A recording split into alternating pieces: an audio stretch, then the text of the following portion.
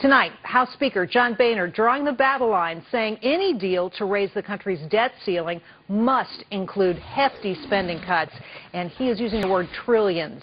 Boehner will tell the Economic Club of New York in about an hour tax hikes could not be a part of the solution, but everything else, including entitlements, is on the table. And the clock is ticking with only a week away from the U.S. busting through that debt ceiling. Here with us tonight is Republican Congressman Jack Kingston from Georgia, who sits on the Appropriations Committee. Congressman, welcome back. Jerry, it's great to be with you. It's great to have you here in the flesh. Normally I see you remotely. It's fun. Yeah, definitely. I want to talk to you about what Boehner's saying tonight, because I think he's really going to break some ground here. This is from his remarks to the Economics Club tonight. Without significant spending cuts and reforms to reduce our debt, there will be no debt limit increase, and the cuts should be greater than the accompanying increase in debt authority the president has given. We should be talking about cuts of trillions, not billions. This surprises me. So he wants more in cuts than the debt ceiling will be raised. What do you make of it? I think he's exactly right, and he is expressing the views of the House majority right now. We have 87 new freshmen, as you know. They're economic conservatives. They want to cut spending and go home. They're not necessarily going to change the world, but they certainly want to change the path America's on.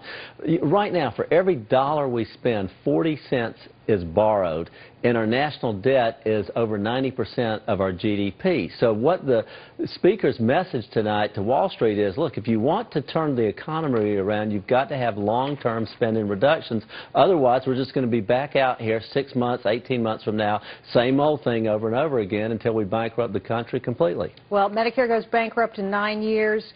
As you say, Washington borrows $4.5 billion just to stay in business every single day. It's a big mountain to climb, and I think a lot of people really looking at this as an opportunity here with the debt ceiling coming up soon. I want you to respond to something Michelle Bachmann, though, had to say about this.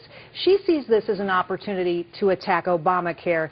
She said, any vote on the debt ceiling must include a vote to fully defund Obamacare. Do you agree? Well, I would like to see that. I would like to see us use the debt ceiling vehicle to get as much spending reduction as possible, but we might not be able to get that. The important thing is to reduce the spending to GDP ratio, which, as you know right now, spending is about 24–25% of the GDP.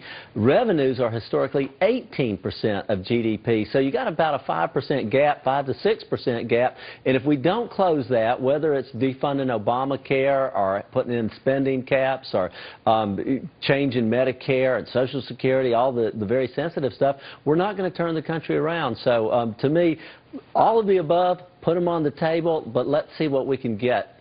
Well, it's going to be an interesting debate. Do you think that Boehner and other Republicans can bring the president to the table on this? Do you think the president will go along with an idea in which the cuts have to be so dramatic? You know, if you quote the president's speech from 2006 when he was Senator Obama, when he voted against increasing the debt ceiling, and he said because it's a failure of leadership, it's a failure of then the Bush administration to sit down and make tough decisions, well, he's right.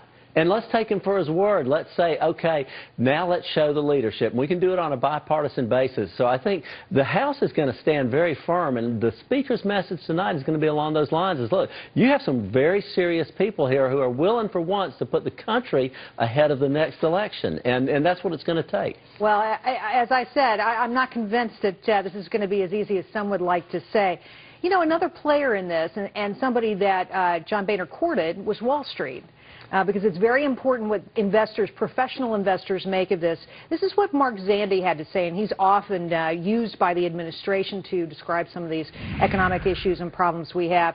He said what Wall Street wants to hear is that they are going to raise the debt ceiling in a timely way. In other words, just get on with it. But that's not likely, is it? This debate's going to go on for a long time. You know, Mark Zandi is the same Democrat economist who said the stimulus bill would bring unemployment back down to the 6 and 7% level. So, you know, there's a lot of economists that says the bigger picture, if you really want to help Wall Street, is to change the spending habits in our country. And also don't come out with new regulatory requirements on Wall Street and businesses every single week, which is what this administration has been doing. Well, Chuck Schumer weighed in, and he had something very interesting to say. He said, Mr. Boehner needs to have that adult moment right here and now. The next speech by the Speaker will be a litmus test on whether the House Republicans plan to finally approach the debt ceiling as adults. So far, many of them have not been responsible about this issue at all. You know what I would say to my friend Chuck Schumer is, where is your plan to reform Medicare? Where's your plan to reform Social Security and entitlements? And where's your plan to balance the budget? And what we are getting is the Republicans, through Paul Ryan, have put a responsible budget on the table, and the Democrats are spending a lot of time criticizing it, but very little time coming up with their own alternatives. So if Mr. Schumer and the Senate wants to have this adult moment, then put their own alternative down on the table, and they have not done that. Well, they've certainly done it when it comes to jobs, though. Last week they were out with their own jobs program, which was quite different from the Republicans' program, to be sure. And they've been pretty clear about what they don't like about Ryan's program. They think his plan to change Medicare, Medicaid is too dramatic, too draconian. What do you say to that? You know, it doesn't affect anybody who's 55 years or older, but for those who are 55 years or younger, according to the Medicare trustees, it's not going to be there for them.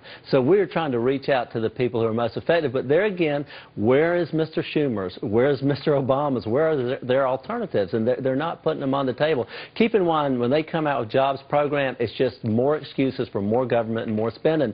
And none of that works, which is why we have a 9% unemployment rate. Well, Congressman Kingston, thanks for coming in tonight. We really appreciate it. Great to see you.